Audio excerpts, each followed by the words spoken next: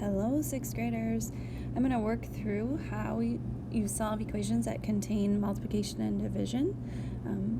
We're going to look at using similar strategies that we used when we did equations with addition and subtraction. So we'll be focusing on using the inverse or opposite operation and then keeping the balance so that we do whatever we do on one side of the equal sign, we do the exact same thing on the other side. You can find these notes also posted in the Module 11 in Canvas. So the first one says 3t equals 9. Again, you can probably look at that and figure out what t has to be, but we're focusing on a process.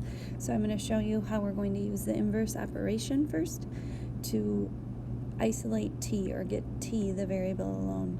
So right now, t is being multiplied by 3. So to isolate or get t alone, we're going to divide by 3.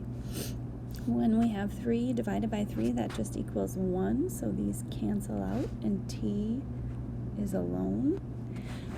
To keep our equation balanced, we have to do the exact same thing on the other side. So I'm going to divide 9 divided by 3, and that equals 3.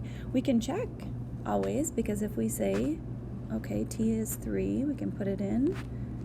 Does 3 times 3 equal 9? Yes, it does equal 9, so we know that that's the correct answer. The second one, 15 equals 3b. Again, I want to start on the side where the variable is. Right now, b is being multiplied by 3, so I'm going to divide by 3. 3 divided by 3 just cancels out, so I have 1b, or b all by itself.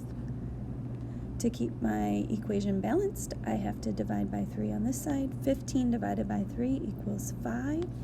I can check again, so 15 equals 3 times 5, which is what we solved for.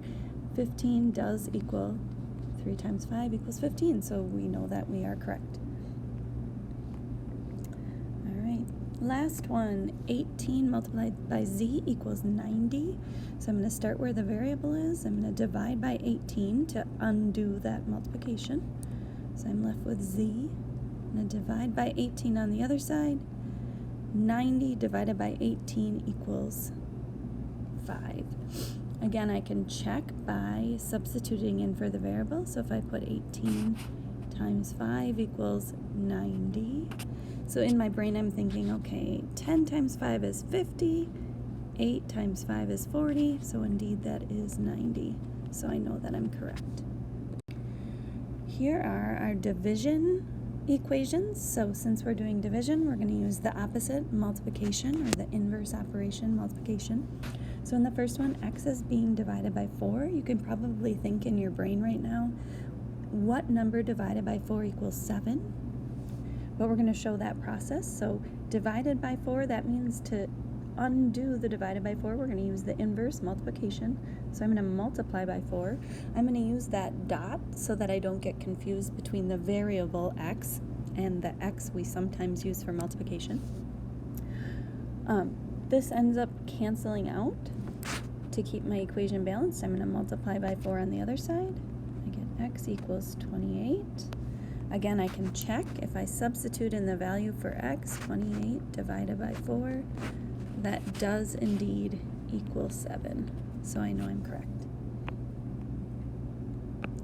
All right, next one, z divided by 8. Again, since I'm dividing by 8, I'm going to multiply by 8 on both sides.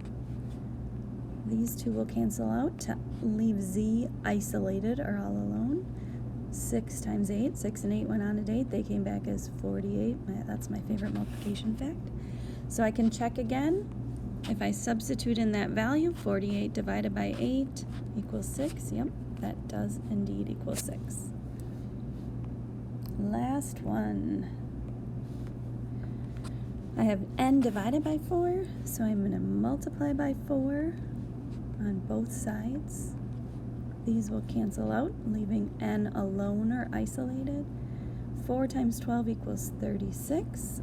Remember, sometimes you'll see that people will put that variable first, n equals 36. Again, I can go ahead and check. 12 equals 36 divided by 4, yep. 36 divided by 4 does indeed equal 12.